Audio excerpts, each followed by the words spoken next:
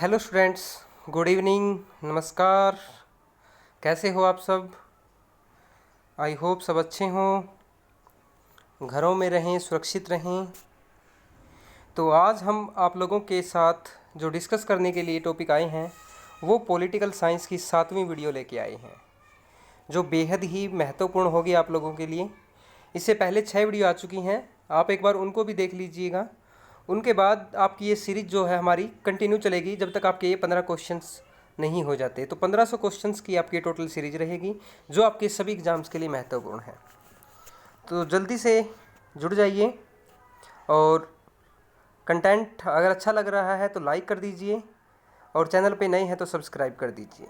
तो पहला क्वेश्चन हम बात करेंगे आज, भारत के राष्ट्रपति को किससे वेतन दिया जाता है, यानी कि भारत के राष्ट्रपति का जो वेतन है वो कहाँ से दिया जाता है उनको।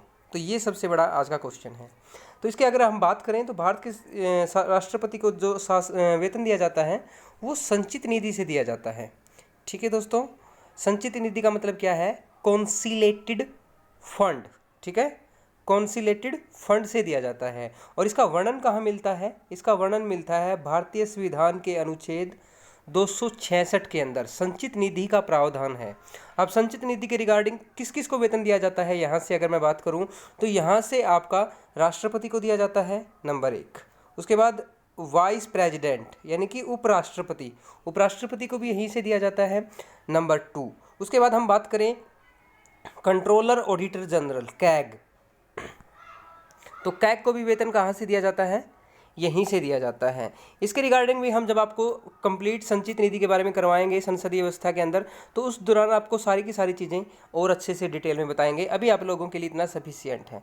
उसके बाद अगर हम बात करें संसद के सदन में सरकारी विधेयक कौन प्रस्तुत करता है, जैसे मैंने अपनी थ्योरी क्लास अगर आपने किसी ने देखी होगी तो आंसर बिल्कुल आसानी से कर देगा। मैंने जो थ्योरी क्लासेज है, और आई थिंक वो पॉलिटिकल की आपकी प्ले लिस्ट है, पॉलिटिकल साइंस के नाम से प्ले लिस्ट है, तो उसके अंदर जो 8वीं क्लास है, आई थिंक 8वीं क्लास है, 8वीं या 7वीं जो भी है, उसके अंदर मैंने आपको बताया है बहुत अच्छे से कि जो संसद के अंदर कोई भी विधेयक है वो कानून कैसे बनता है, साधारण विधेयक क्या होता है, धन विधेयक क्या होता है, इसके अलावा वित्त विधेयक क्या होता है, इसके अलावा मैंने ये बताया सरकारी विधेयक क्या होता है और गैर सरकारी विधेयक क्या होता है। अब यहाँ पे जो क्वेश्चन पूछा गया है वो सरकारी विधेयक से पूछा गया है। डिटेल में अगर आपको जानना है तो वो वीडियो देखें, अदरवाइज मैं आपको सिर्फ यहाँ पे इतना बताऊँगा कि मंत्रिपरिषद का कोई भी सदस्य जो होता है वो सरकारी विधेयक को पेश करता है, और गैर सरकारी विधेयक को मंत्रिपरिषद का कोई सदस्य पेश नहीं करता। उसको संसद के अंदर जो भी सदस्य हैं, चाहे वो लोकसभा के सदस्य हों चाहे वो राज्यसभा के सदस्य हों, वो सदस्य ही कर सकते हैं गैर सरकारी विधेयक को पारित। लेकिन सरकारी विधेयक को जो प्रस्तुत करता है वो कौन प्रस्तुत करता है? वो प्रस्तुत करने का काम करता है मंत्रिपरिषद का सदस्य, यानी कि कोई कैबिनेट मंत्री हो या फिर आपका कोई राज्य मंत्री हो। फिर हम बात करें संविधान की किस भाग में सामाजिक, राजनीतिक और आर्थिक न्याय की व्यवस्था की बात की गई है, तो ये प्रस्तावना के अंदर की गई है। उसके बाद नेक्स्ट है, भारत में वित्तीय संकट की घोषणा अब तक कितनी बार की गई है? वित्तीय संकट की घोषणा एक बार भी नहीं हुई है अभी तक, तो इसको भी ध्यान रखेंगे। उसके बाद है, वरीयता की दृष्टि से मंत्रियों का सही क्रम क्या है? देखो, कैबिनेट के अंदर जो संसद के अंदर जो मंत्री होते हैं, यानी कि संसदीय व्यवस्था के दौरान जो भी आपके मंत्री चुने जाते हैं भारत सरकार के, तो उनके अंदर जो सबसे बड़ा मंत्री हम देखें तो वो मंत्रियों के 3 प्रकार में से आता है कैबिनेट मंत्री। तो सबसे ऊंचे सत्र का जो मंत्री होता है वो कैबिनेट मंत्री होता है। उसके बाद राज्य मंत्री होता है नंबर 2, और सबसे तीसरे नंबर पे होता है उप मंत्री।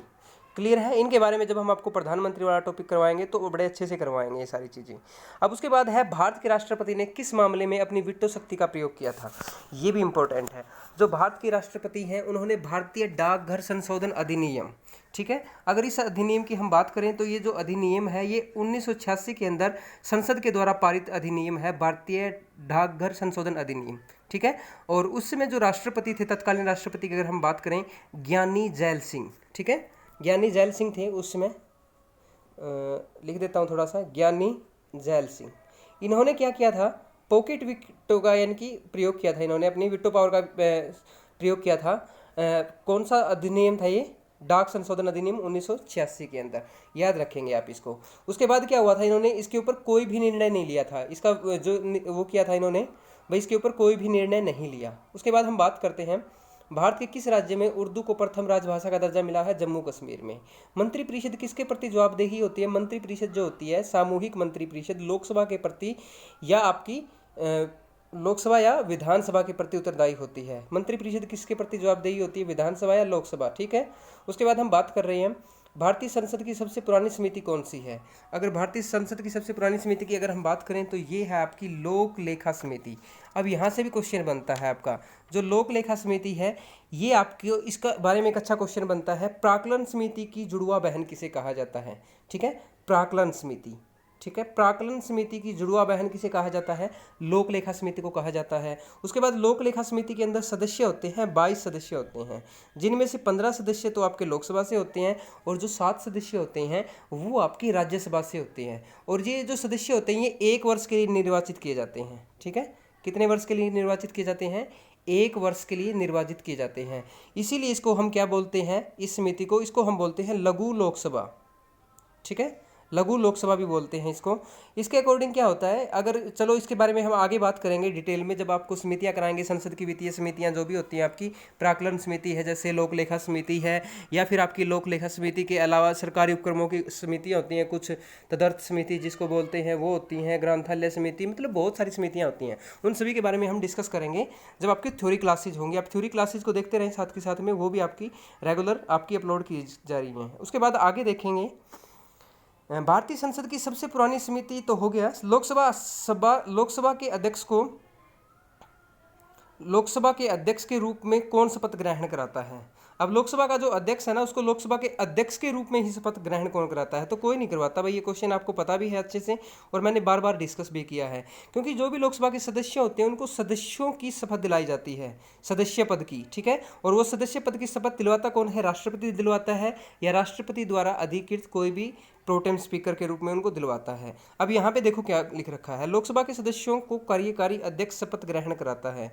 इनमें से किसी सदस्य के लोकसभा अध्यक्ष के रूप में निर्वाचित होने पर पुनः शपथ ग्रहण करने की आवश्यकता नहीं, ठीक है। तो मैंने आपको बता दिया, वो थोड़ा अच्छे से आपको समझ में आ गया होगा। उसके बाद देखो, जब विधेयक को राष्ट्रपति के पास भेजा जाता है तो कितनी समय सीमा के बाद उसको विधेयक पर कार्यवाही करना आवश्यक है, उसके लिए कोई समय सीमा नहीं है। ये हमने लास्ट वीडियो में भी किया था आपका। फिर आगे देखते हैं, राष्ट्रपति पद के किस चुनाव में अंतःकरण की आवाज़ का खुला मतदान हुआ। तो ये आपका 1969 के अंदर जब वी गिरी राष्ट्रपति चुने गए थे तो अंतःकरण की आवाज़ का चुनाव हुआ। आप कह सकते हैं दूसरी बार के अंदर इनकी मतगणना के अंदर इनको राष्ट्रपति बनाया गया था। उसके बाद हम बात करते हैं 20 जुलाई 1969 को कार्यकारी राष्ट्रपति का कार्यग्रहण करने से पूर्व एम हिदायतुल्ला, ठीक है, सर्वोच्च न्यायालय के न्यायाधीश थे, बिल्कुल थे। उन्हें कार्यकारी राष्ट्रपति पद की शपथ किसने दिलवाई, वेरी वेरी इंपॉर्टेंट और अच्छा क्वेश्चन है। तो देखो, जब क्या हुआ, वीवी गिरी की मृत्यु हो गई थी तो उस दौरान कौन बने थे, 20 जुलाई 1969, यानी कि जब इसकी मृत्यु हो गई थी तो फिर इसके बाद क्या हुआ था, जैसे ये जो वीवी गिरी थी उन्होंने फरवरी के अंदर ये पद धारण किया था भाई, आपको बता दें फरवरी में इन्होंने ये पद धारण किया था कार्यवाहक राष्ट्रपति का। उसके बाद इनकी मृत्यु हो गई। इनकी मृत्यु होने के बाद उस समय ना राष्ट्रपति था ना उपराष्ट्रपति था, दोनों की डेथ हो गई थी। अब यहाँ दोनों के दोनों चले गए थे। अब उसके बाद क्या हुआ, जो उस समय सर्वोच्च न्यायालय के मुख्य न्यायाधीश थे एम हिदायतुल्ला, मोहम्मद हिदायतुल्ला, ठीक है। तो ये आपके कार्यभार संभाला था इन्होंने कार्यवाहक राष्ट्रपति के रूप में। लेकिन इनको शपथ कौन दिलाएगा, अब राष्ट्रपति को आपको पता है शपथ कौन दिलाते हैं, लेकिन सर्वोच्च न्यायालय के मुख्य न्यायाधीश दिलवाते हैं। तो ये खुद ही सर्वोच्च न्यायालय के मुख्य न्यायाधीश थे ना, तो इनको शपथ दिलवाई थी सर्वोच्च न्यायालय के जो वरिष्ठतम न्यायाधीश थे उन्होंने, ठीक है। इसलिए ये क्वेश्चन ऐसे पूछा गया है, अच्छा क्वेश्चन था। यदि लोकसभा में किसी भी दल को स्पष्ट बहुमत प्राप्त न हो तो राष्ट्रपति किसे प्रधानमंत्री नियुक्त करेगा। तो राष्ट्रपति देखो अब किसे मेन की विवेक का प्रयोग कर अपनी पसंद के किसी भी व्यक्ति को आवश्यक बहुमत जुटा सके जो उसको लोकसभा का जो बहुमत पास करने के लिए एक मौका देगा, ठीक है। सामूहिक रूप से मंत्रिपरिषद लोकसभा के प्रति उत्तरदायी होती है, क्लियर है। संविधान का व्याख्याकार और संरक्षण सर्वोच्च न्यायालय को माना जाता है। कितने राज्यों में द्विसदनात्मक विधानमंडल है, ये अच्छा क्वेश्चन है भाई। अब देखो कितने राज्यों में है, सबसे पहला एक है आंध्र प्रदेश। आंध्र प्रदेश से ही जो दूसरा राज्य निकला है तेलंगाना, तो तेलंगाना दूसरा हो गया। जम्मू कश्मीर के अंदर ये नहीं है अभी, इसको काट देते हैं। उसके बाद नंबर 3 है आपका बिहार, नंबर 4 महाराष्ट्र, और नंबर 5 है आपका कर्नाटक, और नंबर 6 है उत्तर प्रदेश। अब देखो यहाँ पे 6 राज्य रह गए हैं।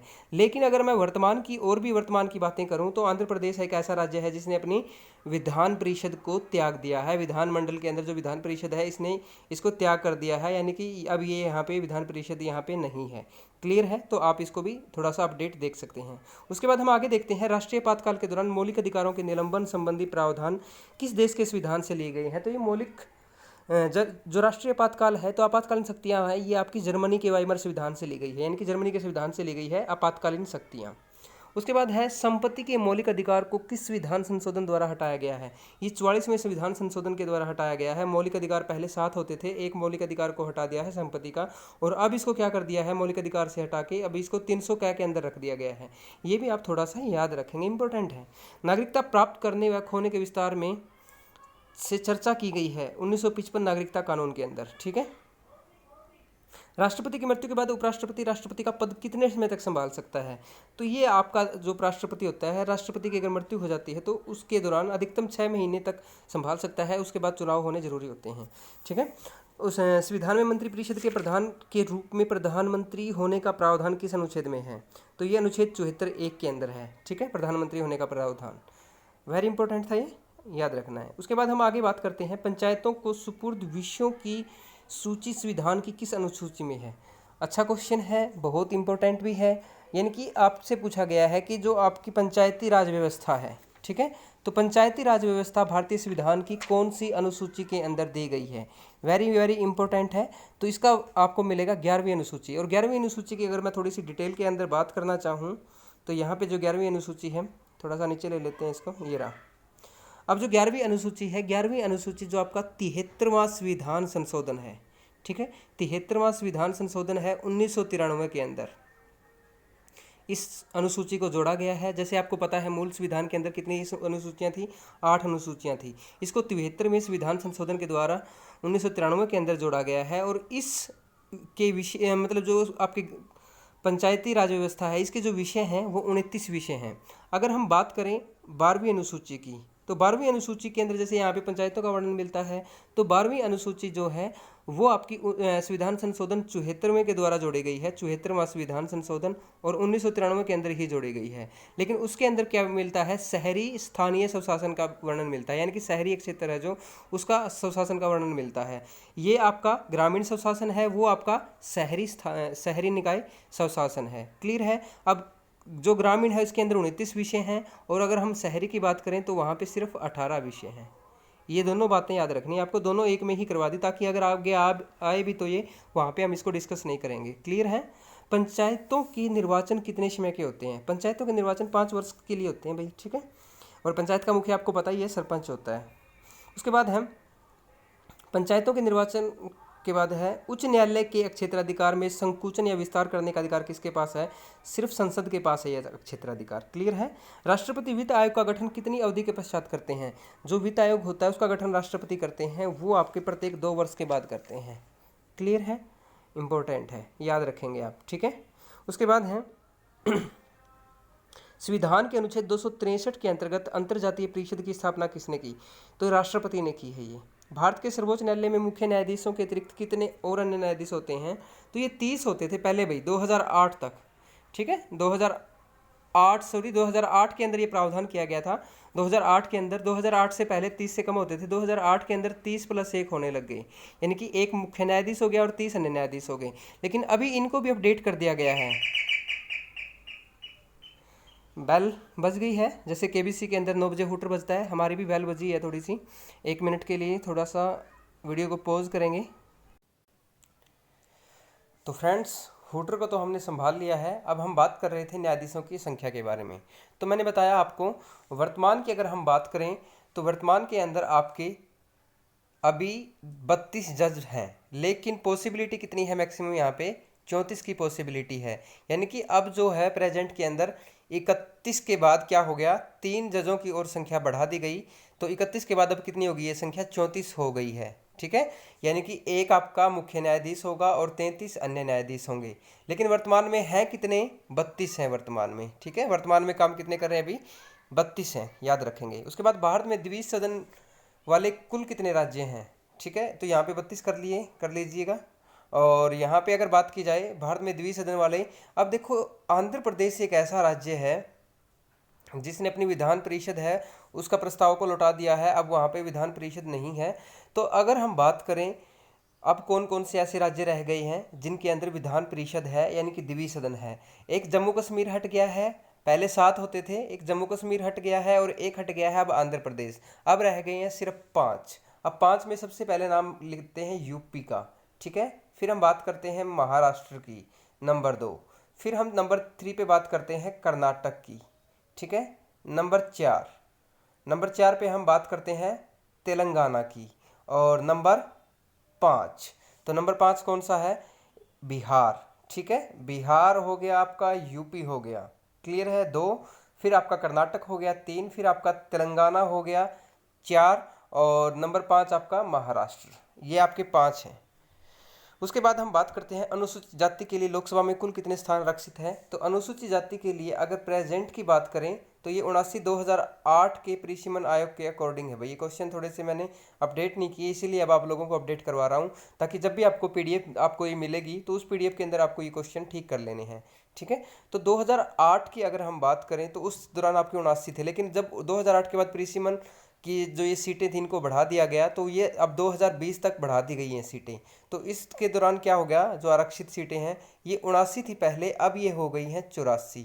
यानी कि अनुसूचित जाति के लिए आपकी कितनी सीटें हो गई हैं? 84। और जनजाति की अगर हम बात करें अनुसूचित की, तो पहले 41 होती थी और अब कितनी है? 47 हैं। तो ये भी याद रखना। अब एक और इम्पोर्टेंट क्वेश्चन बता देता हूँ आपको मैं। लोकसभा के अंदर ही आपकी जो रिजर्वेशन है या विधानसभा के अंदर ही रिजर्वेशन का प्रावधान होता है, जबकि अगर हम बात करें राज्यसभा की, राज्यसभा के अंदर आपकी कोई भी आरक्षित सीट का प्रावधान नहीं है। वेरी वेरी इंपॉर्टेंट है, ठीक है, याद रखेंगे आप। लोकसभा के अंदर अनुसूचित जाति की 84 हो गई हैं अब, और ये 47 हो गई हैं।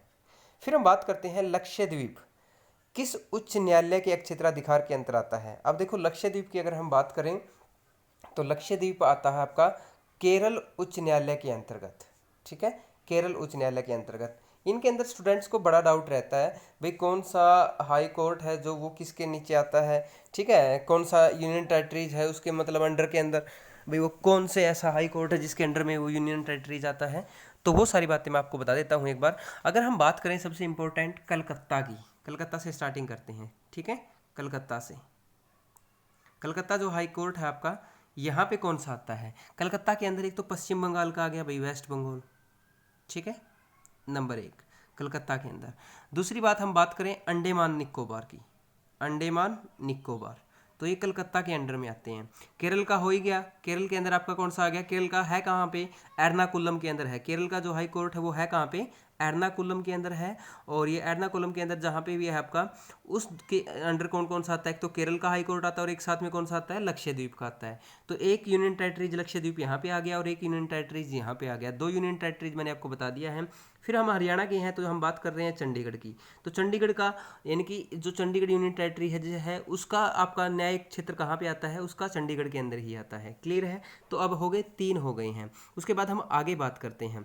अगर अब हम बात करें, वेरी वेरी इंपॉर्टेंट है महाराष्ट्र, ठीक है। अगर हम बात करें अब महाराष्ट्र के बारे में, महाराष्ट्र यानी कि आपका बम्बई, ठीक है। तो अगर महाराष्ट्र या बम्बई की अगर हम बात करेंगे तो यहाँ पे कौन कौन से हाई कोर्ट आते हैं आपके? इसके अंदर देखो बम्बई जो हाई कोर्ट है आपका, इसके नीचे कौन कौन से आएंगे? एक तो आ गया महाराष्ट्र का, ठीक है, MH महाराष्ट्र, इसी के अंडर में बम्बई हाई कोर्ट के नीचे।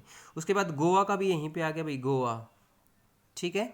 फिर अगर हम बात करें जो यूनियन टेरिटरीज है, दादरा नगर हवेली एवं दमन दीव, ठीक है, एवं दमन दीव। पहले ये 2 होते थे यूनियन टेरिटरीज, अब इनको एक ही में काउंट करेंगे। दादरा नगर हवेली और दमन दीव पहले अलग अलग थे, लेकिन अब इन दोनों को क्या कर दिया गया है? मर्ज कर दिया गया है। तो ये अब इन दोनों का क्या बन गया है? एक यूनियन टेरिटरीज बन गई है। तो ये आपके तीनों के तीनों किसके अंडर आते हैं?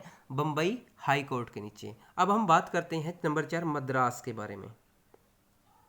मद्रास के अंडर में कौन सा आता है? मद्रास हाई कोर्ट है। इसके अंडर में एक तो तमिलनाडु आ गया, तमिलनाडु, क्लियर है। और सेकंड जो यूनियन टेरिटरीज की बात करें तो वो आ गया पुदुचेरी, पुदुचेरी, ठीक है। देखो स्पेस यहाँ पे कम है, बार बार रिपीट नहीं कर पाऊंगा मैं, एक ही बार रिपीट करूंगा ये, तो आप इनको बार बार रिवर्स करके देख सकते हैं, क्योंकि ये क्वेश्चन इंपॉर्टेंट है, इसीलिए आपको थोड़ा सा बताया जा रहा है। उसके बाद हमारे ये आपके हो गए हैं। उसके बाद एक हम इम्पोर्टेंट हाई कोर्ट के बारे में बात करते हैं, गुवाहाटी के बारे में, गुवाहाटी, ठीक है। गुवाहाटी की अगर हम बात करें तो इसके अंडर में एक तो आता है आपका असम, ठीक है। उसके बाद एक आता है नागालैंड, नागालैंड, क्लियर है। फिर इसी के अंडर में आता है मिजोरम, मिजोरम, और इसी के अंडर में आता है आपका अरुणाचल प्रदेश। यानी कि सबसे ज़्यादा जजों की संख्या भी यहीं पे है, सबसे बड़ी आपका गुवाहाटी का ही है और सबसे ज़्यादा आते हैं इसके अंडर में। ठीक है, तो आप ये थोड़ा सा याद रखेंगे, इंपॉर्टेंट है। क्लियर है, अब तो कोई डाउट नहीं है आपका, सारे के सारे आपको मैंने बता दिए हैं। और जम्मू कश्मीर की अगर बात करें, जम्मू कश्मीर का और लद्दाख का, दोनों का जो यूनियन टेरिटरीज बने हैं उनका जम्मू कश्मीर के अंदर ही आएगा। ठीक है, और लास्ट अगर हम बात करें वर्तमान में कितने हाई कोर्ट हैं, अगर हम बात करें भारत में वर्तमान में कितने हाई कोर्ट हैं, पहले 24 होते थे, लेकिन हम बात करें जनवरी 2019 से, तो जनवरी 2019 से इनकी संख्या एक और बढ़ गई है, 25 हो गए हैं। 25वां कौन सा हुआ है, आंध्र प्रदेश का बना दिया है। ठीक है, यानी कि तेलंगाना और आंध्र प्रदेश का पहले क्या होता था, हैदराबाद होता था, लेकिन अब आंध्र प्रदेश का अलग बना दिया है, अमरावती। क्लियर है, तो ये आंध्र प्रदेश का बन गया है। तो आप याद रखेंगे 2019 के अंदर जो नया हाई कोर्ट बना है वो कौन से राज्य के लिए बना है, आंध्र प्रदेश के लिए बना है। तो ये भी थोड़ा सा इम्पोर्टेंट है, आप थोड़ा सा इसको याद रखेंगे। क्लियर है ना, अब तो कोई डाउट नहीं है। फिर भी आपका डाउट है तो आप हमें नीचे कमेंट कर सकते हैं। आगे बात करते हैं नेक्स्ट क्वेश्चन के रिगार्डिंग। आम चुनाव में कोई प्रत्याशी कितने संसदीय स्थानों से चुनाव लड़ सकता है, मैक्सिमम 2 से लड़ सकता है। ठीक है, राष्ट्रपति और उपराष्ट्रपति के निर्वाचन संबंधी विवादों का निर्णय कौन करता है, ये सुप्रीम कोर्ट करेगा। फिर हम बात करते हैं संविधान की प्रस्तावनाओं में प्रभुत्व संपन्न लोकतंत्रात्मक गणराज्य के स्थान पर संविधान संशोधन विधेयक 1976 द्वारा कौन से शब्दों को जोड़ा गया था। अब देखो यहाँ पे जोड़ा गया संपूर्ण प्रभुत्व संपन्न को, समाजवादी को, पंथ निरपेक्ष को, लोकतंत्रात्मक गणराज्य को। तो ये शब्द 42वें संविधान संशोधन 1976 के द्वारा जोड़े गए। फिर हम बात करते हैं आगे, भारत के संविधान का निर्माण खालिस्तान के द्वारा निर्माण सभा द्वारा किया गया था, जिसकी स्थापना हुई थी। तो कौन सी सभा के द्वारा किया गया था, ये कैबिनेट मिशन प्लान के द्वारा किया गया था 1946 के अंदर। और मैंने बताया था इसके अंदर 3 सदस्य थे, एक लॉर्ड पैथिक लॉरेंस, एवी अलेक्जेंडर और स्टेफर्ड क्रिप्स, एवी अलेक्जेंडर और लॉर्ड पैथिक लॉरेंस, याद रखेंगे। संविधान सभा का संवैधानिक परामर्शदाता BN राव को कहा जाता है। डॉक्टर BR अम्बेडकर ने किस मूल अधिकार को संविधान का हृदय कहा है, अनुच्छेद 32 को कहा है। संवैधानिक उपचारों का अधिकार मूल अधिकार है, ये आपका इसको कहा है। क्लियर है भाई। किस लेख रीट का शाब्दिक अर्थ है, अधिकार परीक्षा है। फिर हम बात करते हैं राष्ट्रपति बनने से पूर्व भारत रत्न अलंकरण से सम्मानित हुए थे। ये राष्ट्रपति बनने से पहले हुए थे भाई, एक तो डॉक्टर सर्वपल्ली राधाकृष्णन थे और डॉक्टर जाकिर हुसैन थे। ये राष्ट्रपति बनने से पहले ही भारत रत्न इनको दे दिया गया था। उसके बाद मूल संविधान में अनुच्छेद और अनुसूचियों की संख्या क्या थी, अनुसूचियाँ मूल संविधान में 8 थी और अनुच्छेद की बात करें 395 थे, और अगर भाग की बात की जाए तो 12 भाग होते थे। ठीक है, फिर हम नेक्स्ट क्वेश्चन की बात करते हैं। भारत का संविधान भारत को किस रूप में वर्णित करता है, राज्यों के संघ के रूप में। इनके भारतीय संविधान का भाग 1 का अनुच्छेद 1 क्या कहता है कि भारत राज्यों का एक संघ होगा। ठीक है, उसके बाद भारतीय संविधान का स्वरूप संघात्मक है अथवा एकात्मक, दोनों का समन्वय करता है भारत का संविधान। ठीक है, संघात्मक भी और एकात्मक भी। भाषा के आधार पर सर्वप्रथम किस राज्य का गठन किया गया, आंध्र प्रदेश का किया गया था। मैंने लास्ट वीडियो के अंदर आपको बताया भी था, 1953 के अंदर आपका ये पहला भाषा था तेलुगु भाषा राज्य। रामुल्लू के 58 दिन का आमरण अनशन रखा था, वो सारी वीडियो में मैं डिस्कस कर चुका हूँ, बार बार नहीं बताऊंगा। किस सूची के विषय केंद्र अथवा राज्य दोनों के ही क्षेत्राधिकार आते हैं, तो समवर्ती सूची के अंदर राज्य और राज्य का विषय और केंद्र का, यानी कि दोनों के ही क्षेत्राधिकार होते हैं समवर्ती सूची को लेके। ठीक है, फिर हम बात करते हैं नागरिकता के संबंध में संविधान के किस भाग में दिया गया है, तो भाग 2 के अंदर दिया गया है, भाग 2। ठीक है, भाग 2 के अंदर अगर आर्टिकल पूछा जाए तो कौन से हैं, भाग 2 के अंदर जो आर्टिकल है आपके 5 से लेके 11 है। ठीक है, भाग 1 के अंदर 1 से 4 है और भाग 3 के अंदर 12 से लेके 35 है और भाग 4 के अंदर 36 से 51 है। ठीक है, इस तरह से याद रख सकते हैं। फिर हम बात करते हैं नेक्स्ट, भारतीय स्वतंत्रता अधिनियम 1947 कहाँ की संसद में पारित किया गया, ये ब्रिटिश संसद के अंदर पारित किया गया था। कैबिनेट मिशन के 3 सदस्य, यहाँ पे नाम आ गया है भाई, तीनों के तीनों सदस्य का। अनुच्छेद 3 के अंतर्गत संसद को किसका अधिकार प्राप्त है, नए राज्यों के निर्माण का। ठीक है, राज्यों के क्षेत्रों का और उनकी सीमाओं या नामों के अंदर परिवर्तन का। ये अनुच्छेद 3 के अंदर भाग पहला है। मौलिक अधिकारों की रक्षा का उत्तरदायित्व किस पर सौंपा गया है, ये हाई कोर्ट और सुप्रीम कोर्ट, यानी कि सुप्रीम कोर्ट और हाई कोर्ट दोनों के ऊपर सौंपा गया है। ठीक है, भारतीय विदेश सेवा का जनक, विदेश सेवा किस सेवा के अंतर्गत आती है, ये आपकी विदेश सेवा जो है वो सेंट्रल आपकी आती है, यानी कि केंद्रीय सेवा के अंदर आती है। ठीक है, शिक्षा को किस सूची के अंतर्गत रखा गया है? समवर्ती सूची के अंदर रखा गया है शिक्षा को, क्योंकि शिक्षा के ऊपर ऐसा एक शिक्षा साधन है जिसके ऊपर राज्य भी कानून बना सकता है अपना अलग से, और केंद्र भी कानून बना सकती है। संसद के आपके 3 बजट सत्र होते हैं, मैंने आपको बताया भी था संसद की आपकी कार्यवाही के दौरान। भाई 3 सत्र कौन कौन से होते हैं? सबसे पहला जो सत्र होता है साल का, सबसे पहला सत्र हम उसको बोलते हैं बजट सत्र, सबसे बड़ा सबसे लंबा सत्र यही होता है। उसके बाद दूसरा सत्र मैंने बताया था मानसूनी सत्र। ये आपका बजट सत्र फरवरी से आपका कौन से महीने तक होता है? 2 से लेके 5वें महीने तक, यानी कि फरवरी से लेके मई तक होता है बजट सत्र, ठीक है। मई के बाद जून के अंदर छुट्टियां होती हैं, जुलाई के अंदर फिर जुलाई से लेके अगस्त सितंबर, ठीक है, जुलाई अगस्त सितंबर 3 महीने तक चलता है। जुलाई से लेके सितंबर तक कौन सा सत्र? मानसून सत्र, ठीक है भाई, मानसून सत्र। और जो तीसरा सत्र है आपका, तीसरा सत्र कौन सा होता है? तो तीसरा सत्र आपका है शीतकालीन सत्र, शीतकालीन सत्र। और ये कब से कब तक होता है? ये आपका नवंबर से दिसंबर होता है, 2 महीने, नवंबर से दिसंबर शीतकालीन, जुलाई से सितंबर मानसून सत्र, और फरवरी से मई आपका बजट सत्र। क्लियर है? तो तीनों के नाम बता दिए मैंने, यहाँ पे आपको नाम अच्छे से नहीं दे रखे, ठीक है, यहाँ पे नाम अच्छे से नहीं दे रखे भाई। 3 सत्र कौन कौन से हैं? एक तो बजट सत्र हो गया, ठीक है, एक आपका शीतकालीन हो गया, यहाँ पे ग्रीष्मकालीन दे रखा है, इसको हम क्या कहेंगे? मानसूनी सत्र, ठीक है, मानसूनी सत्र कह सकते हैं। संसद के दोनों सदनों में प्रश्नकाल के ठीक बाद के समय को क्या कहा जाता है? शून्यकाल कहा जाता है। मैंने थोड़ी देर पहले आपको बताया था, प्रश्नकाल का घंटा जो होता है सबसे पहला घंटा होता है 11 से 12, लेकिन 12 से 1 का जो टाइम पीरियड होता है वो शून्यकाल का होता है, यानी कि 0 आवर। महाअधिवक्ता की नियुक्ति किसके द्वारा की जाती है? राज्यपाल के द्वारा की जाती है, ठीक है। उसके बाद है प्रश्न है आपका, राजमन्नार आयोग 1970 का गठन किस उद्देश्य से किया गया था?